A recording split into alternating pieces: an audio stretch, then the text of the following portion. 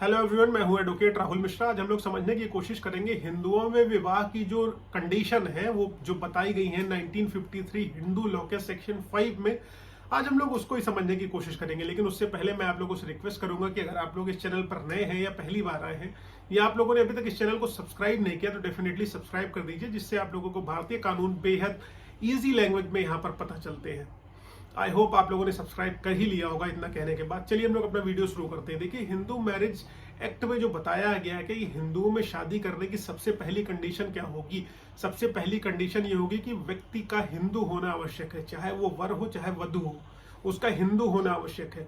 विपरीत धर्म के लोग अगर आ रहे हैं तो वो एक दूसरे से विवाह नहीं कर पाएंगे। दोनों का हिंदू होना आवश्यक है, चाहे वो कन्वर्जन के माध्यम से आए हो या किसी अन्य माध्यम से आए हो, दोनों का हिंदू होना परम आवश्यक है। क्योंकि अगर कोई मुस्लिम चाहे हिंदू धर्म में आके डायरेक्ट विवाह कर लेगा तो नहीं कर पाएगा। उसके लिए कंडीशन है कि उसको कन्वर्ट होना पड़ेगा, देन ओनली ही और she will be able to marry in Hindu religion. तो पहली कंडीशन क्या हो गई, उसका हिंदू होना आवश्यक होना चाहिए।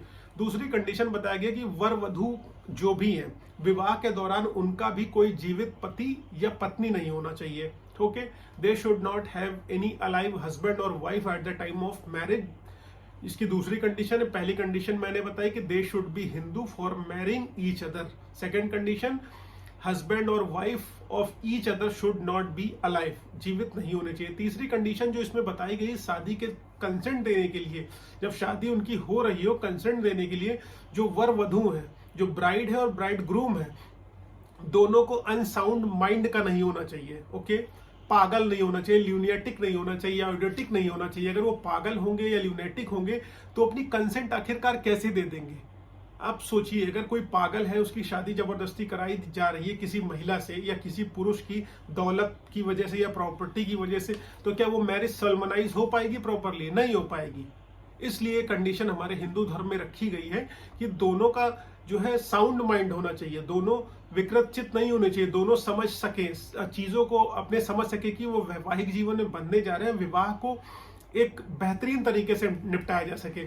अब इसकी जो तीसरी कंडीशन बताई गई, दोनों को ऐसी कोई बीमारी नहीं होनी चाहिए जिससे वो आगे चल के संतानोत्पत्ति न कर सके, मतलब बच्चों को जन्म न दे सके। शादी के समय उनको ऐसी कोई प्रॉब्लम नहीं होनी चाहिए।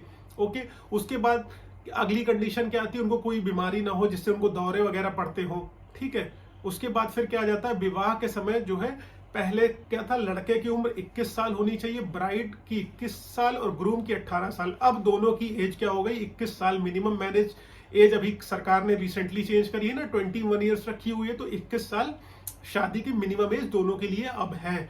ओके, और उसके बाद जो है वो ऐसे किसी रिश्तेदारी में शादी ना कर रहे हो जो प्रोहिबिटेड हो। जैसे मान लो हमारे हिंदू धर्म में बुआ के लड़के से हम शादी नहीं कर सकते, मामा के लड़के से शादी नहीं कर सकते, चाचा की लड़की से शादी नहीं कर सकते।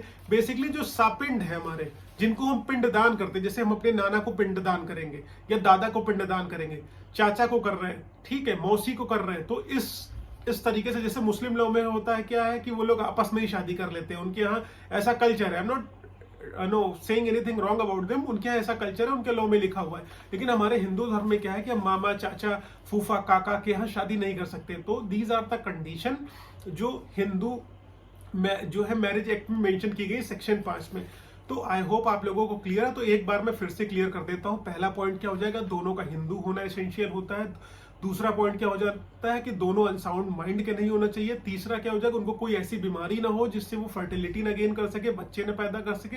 चौथा पॉइंट क्या हो जाएगा, वो सापिंड नहीं होने चाहिए। और उसके बाद क्या हो जाएगा कि उनको कोई ऐसी डिसीज ना हो, विवाह के समय जो उनकी उम्र हो वो 21 साल मिनिमम हो। तो आई होप आप लोगों को क्लियर है कि हिंदू मैरिज एक्ट में जो सेक्शन 5 में 1954 के बताई गई है टर्म्स एंड कंडीशन हिंदुओं में विवाह करने के लिए, वो क्लियर है। अगर क्लियर है तो लाइक शेयर सब्सक्राइब करना ना भूलिएगा। Thank you so much. जय हिंद।